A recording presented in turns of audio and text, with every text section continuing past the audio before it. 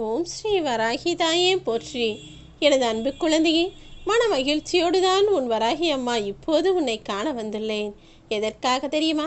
நான் இப்போது இந்த வாக்கை கொடுத்த 5வது நாளே உன் வாழ்க்கையை புரட்டி போடக்கூடிய வகையில் தலைகீழாக ஒரு மாற்றக்கூடிய நல்ல நிகழ்வை நிகழ்த்தப் போகிறேன்.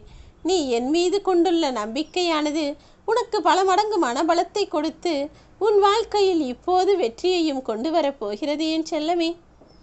இதை கேட்ட சரியாக 5வது நாளில் உன் வாழ்க்கையை தலைகீழாய் மாற்றி அமைத்து இன்பத்தையும் சந்தோஷத்தையும் மன நிம்மதியையும் மன நிறைவையும் உனக்கு பரிசாய் பொக்கிசமாய் வாரி வழங்கப் போகிறேன். இதோ உனக்கு மிக அருகில் நெருங்கி வந்து உனது வீட்டிற்குள்ளேயே நான் அமர்ந்து விட்டேன். உன் துன்பங்கள் எல்லாம் முடிந்து விட்டது. இன்பமயமான வாழ்க்கை இந்த நிமிடத்திலிருந்தே ஆரம்பமாகிவிட்டது என் செல்லமே. இனி எல்லாமே உனக்கு சுகமாக மாறப்போகிறது. உன் இல்லத்திலும் இருள் நீங்கி வெளிச்சம் வருவதற்கான நேரம் வந்துவிட்டது. உன் வாழ்க்கை பயணத்திற்கு வழித்துணையாய் இருக்கப் போகும் இந்த வராகி அம்மா நீ செய்யக்கூடிய எல்லா முயற்சிகளுக்கும் காரியங்களுக்கும் வெற்றியை தரப்போகிறேன். என் கண்களுக்கு புலப்படாத வகையில் இத்தனை நாட்களாய் நீ ஓரமாய் வாழ்ந்து கொண்டிருந்தாய். இப்போது என்னை நீ வணங்கி வரும்போது நான் எப்படி அதற்கான பலனை உனக்கு பரிசாக தராமல் இருப்பேன்? யாருமே உதவ வரவில்லையே என கவலைப்பட்டு கொண்டிருந்த உன் வாழ்வில் உனக்கு பக்கபலமாய் நானே வந்து விட்டேன். இனி உன் வராகியம்மா நான் உன்னுடன் இருக்கும் தைரியத்தோடும் தன்னம்பிக்கையோடும் நீ உன் வாழ்க்கையை எதிர்கொள்ள ஆரம்பித்தால் நடப்பது அனைத்தும் நன்மையாகவே இருக்கும். நிச்சயமாக உனக்கு வெற்றி கிடைக்கும்படி நான் செய்வேன் என் செல்லமே. யாராவது உன்னை ஏதாவது ஒரு சமயத்தில் அவமானப்படுத்த நேர்ந்தால் சற்றும் யோசிக்காமல் அவ்விடத்திலிருந்து நிரந்தரமாக விலகிவிடு. மீண்டும் அன்பு பாசம் என அவர்களிடம் போய் நின்றால் அவமானங்கள் தானே உனக்கு மிஞ்சும். அர்த்தம் தெரியாமலேயே உன் வாழ்க்கையின் பாதி தூரத்தை கடந்து வந்து விட்டாய். ஆனால் முழுவதும் இப்போது தெரிந்து கொள்ளக்கூடிய வகையில் பல கஷ்டங்கள் உன்னை ஆட்கொண்டு விட்டது. வாழ்க்கையின் முற்பகுதியில் நீ கஷ்டப்பட்டு விட்டாய் அல்லவா? இனி பிற்பகுதியில் நிச்சயமாக நீ வெற்றி பெறுவது உறுதியாகிவிட்டது. ஏனெனில் மனிதர்களின் வாழ்க்கையில் எப்போதுமே 2 பகுதிதான், சிறுவயதும் வயதான காலமும். அதாவது முற்பகுதியும் பிற்பகுதியும். முற்பகுதியில் நீ கொஞ்சம் கஷ்டப்பட்டால் பிற்பகுதியில் நிச்சயம் நீ சந்தோஷமான சொகுசான சுகபோக வாழ்க்கையை வாழத்தான் போகிறாய் என்பதை முடிவாக தெரிந்து கொள்ளின் செல்லமே. வாழ்க்கையின் முற்பகுதியில் வெற்றி பெறுவதற்கு சுறுசுறுப்பும் ஊக்கமும் தேவை. பிற்பகுதியில் நீ வெற்றி பெறுவதற்கு தேவையான பொறுமையையும் தன்னடக்கத்தையும் நான் உனக்கு கொடுக்கிறேன். கடந்து செல்லவே முடியாது, இந்த பிரச்சனை தீரவே தீராது என நீ நினைத்த கடினமான சூழல்களையெல்லாம் இப்போது கடந்து வருவதற்கு நான் உனக்கு துணையாய் நிற்கப் போகிறேன். எத்தனையோ விஷயங்களை கடந்து வந்து விட்டாய்தானே.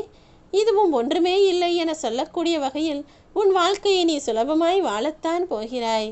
நீ மகிழ்ச்சியாக மன நிம்மதியோடு வாழ வேண்டும் என்றால் அதற்கு 2 வழிகள்தான் இருக்கிறது என் தங்கமே.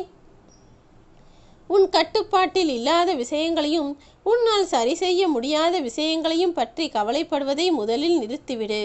எப்போதும் யாருக்கும் நீதான் முக்கியம் என நினைத்து கொண்டே இருக்காதே. ஏனெனில் நீ அவர்களை முழுவதுமாக முக்கியம் என நினைத்து கொண்டிருப்பாய். ஆனால் அவர்கள் அப்படி நினைக்க வேண்டிய அவசியம் இல்லை அல்லவா? அவர்களது காரியம் முடியும் வரைக்கும் உன்னை கட்டை விரலாய் நினைத்து கொண்டிருப்பார்கள்.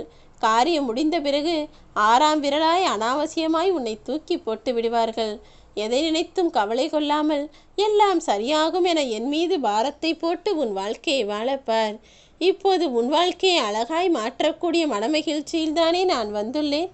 நிச்சயமாக நீ அலைந்து திரிந்து கஷ்டப்பட்ட விஷயங்களை எல்லாம் நானே உன் கரங்களில் கொண்டு வந்து ஒப்படைப்பேன். எதுவுமே நிரந்தரமில்லாத இந்த உலகத்தில் நீ எதை நினைத்து கவலை கொள்கிறாய்? எல்லாவற்றையும் நான் சரி செய்வேன். அடுத்தவனைப் போல வாழ வேண்டும் என ஆசைப்படாதே. உனக்கென ஒரு தனித்துவம் இருக்கிறதல்லவா? நாயை பார்த்து சிங்கம் குறைத்தால் அவமானம்தானே மிஞ்சும். நீ சிங்கம் போல தனித்திறமை பெற்ற என் செல்ல குழந்தை. நீ இந்த காட்டுக்கே ராஜா போல வாழத்தான் போகிறாய். காட்டுக்கு ராஜாவாக எப்படி சிங்கம் இருக்கிறதோ அதுபோல இந்த நாட்டுக்கும் உன் வீட்டுக்கும் ராஜாவாகவும் ராணியாகவும் என் அன்பு பிள்ளையான உன்னை வாழ வைப்பேன். விட்டுப்போன உறவுகளை நினைத்து வருந்தாதே. விட்டுப்போன உறவுகள் எப்போதுமே கெட்டுப்போன உணவு என நினைத்து அதை தூக்கி எறிந்துவிட்டு உன் உடலின் மீதும் வாழ்க்கையின் மீதும் அக்கறை கொண்டு வாழப்பார். எப்போதும் எல்லாரையும் எடுத்தறிந்து பேசக்கூடிய குணம் ஒரு சிலருக்கு இருக்கத்தான் செய்கிறது. என்னவெனில் அவர்கள் யாருக்கும் துரோகம் செய்தது கிடையாது, யார் முதுகிலும் குத்தவும் மாட்டார்கள். அப்படிப்பட்ட நேர்மையாக எண்ணத்தோடு அவர்கள் இருப்பதால் எல்லாரும் அப்படி இருக்க வேண்டும் என எதிர்பார்ப்பார்கள். அப்படி இல்லாமல் யாராவது பொய் சொன்னாலோ அல்லது ஏமாற்றினாலோ உடனே அவர்களுக்கு மூக்குக்கு மேல் கோபம் வந்து யாரையும் சுலபமாய் எடுத்தெறிந்து பேசிவிடுகிறார்கள். என் அன்பு பிள்ளையானனே, அத்தனையையும் புரிந்து நடந்து கொள். அவசரமில்லாமல் அவசியமில்லாமல் யார் மீதும் கோபமும் கொள்ளாமல் பொறுமையாய் நிதானமாய் உனக்கென செயல்களை செய்ய பார். மற்றவர்கள் முன்பாக பொய்யாய் வாழ்ந்து நடிப்பதை காட்டிலும் நான் இப்படித்தான் என உனக்கு பிடித்த விதத்தில் உன் வாழ்க்கையை வாழப்பார். அதில் எந்த தவறும் இல்லை என் செல்லமே. எப்போது உன் மௌனம் யாரையும் பாதிக்கவில்லையோ அப்போதே புரிந்து கொள், அவர்கள் உனக்கு உண்மையாய் இல்லை, அவர்கள் தேவைக்காக உன்னிடம் பழகி கொண்டிருக்கிறார்கள் என. எப்போது உன்னுடைய மௌனம் ஒருவரை பாதிக்கிறதோ, நீ பேசாமல் இருந்தால் அவர்கள் வருத்தப்படுகிறார்களோ, அவர்கள்தான் உன் மீது உண்மையான அக்கறை கொண்டுள்ள நபர்கள் என்பதை புரிந்து கொண்டு அதற்கேற்றாற் போல வாழ்க்கையை வாழப்பார். அதையும் மீறி யாருக்குமே உன்னை பிடிக்கவில்லை என நீ நினைத்தால் அதற்காக நீ கவலை கொள்ள வேண்டாம். ஏனெனில் அப்படி யாருக்குமே பிடிக்காமல் நீ இருப்பதற்கான காரணம் என்னவென தெரியுமா? நீ உண்மையாய் இருக்கிறாய், நேர்மையாய் இருக்கிறாய், மனதில் பட்டதையெல்லாம் பேசுகிறாய் என்றுதான் அதற்கு அர்த்தம். ஏனெனில் இப்படிப்பட்டவர்களை யாருக்கும் பொதுவாக பிடிக்காது. அப்படிப்பட்ட மனிதர்கள் இந்த பூமியில் இருப்பதும் அபூர்வம். என் அன்பு பிள்ளையான நீ எப்படி வாழ்ந்து கொண்டிருக்கிறாய்? நிச்சயம் நான் உனக்கு சிறப்பான அந்தஸ்தை கொடுப்பேன். யார் உன்னை எந்த தூரத்தில் வைக்கிறார்களோ, எந்த அளவுக்கு உனக்கு மரியாதை கொடுக்கிறார்களோ அதையே அவர்களுக்கு திரும்ப கொடு. ஒரு சிலர் வேண்டுமென்றே உன்னை தரைக்குறைவாக பேசலாம், நடத்தலாம்.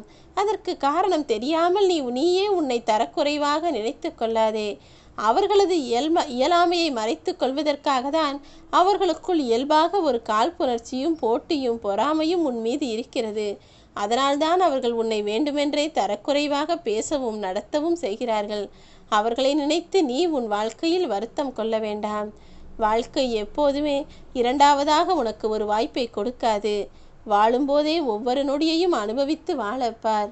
நன்றாக பேசி பழகுபவன் எல்லாம் உனக்கு நல்லதையே செய்வான் என்று நம்பிவிடாதே என் செல்லமே. ஏனெனில் தேனின் கொடுக்கில் மட்டும் விஷம் இருப்பது கிடையாது. சுவையான தேனை தருகிறதல்லவா தேன், அந்த தேனியின் கொடுக்கிலும் விஷம் இருக்கத்தான் செய்யும். சிரித்து பேசுபவரும் எப்போது வேண்டுமானாலும் தேனி போல கொட்டி விடுவார் என்பதால் மனிதர்களிடத்தில் கொஞ்சம் கவனமாகவே இரு. உன் வாழ்க்கையில் எல்லா நல்ல விஷயங்களையும் நடத்தி தரக்கூடிய பொறுப்பை உன் வராகி அம்மா நான் ஏற்றுக்கொள்கிறேன். நிச்சயம் நீ நினைத்ததெல்லாம் உனக்கு நடக்கத்தான் போகிறது. உண்மையாகவே மனிதர்கள் மன நிம்மதியோடு வாழ வேண்டும் என்பதற்காக தான் நான் நிறைய உறவுகளை படைத்தேன்.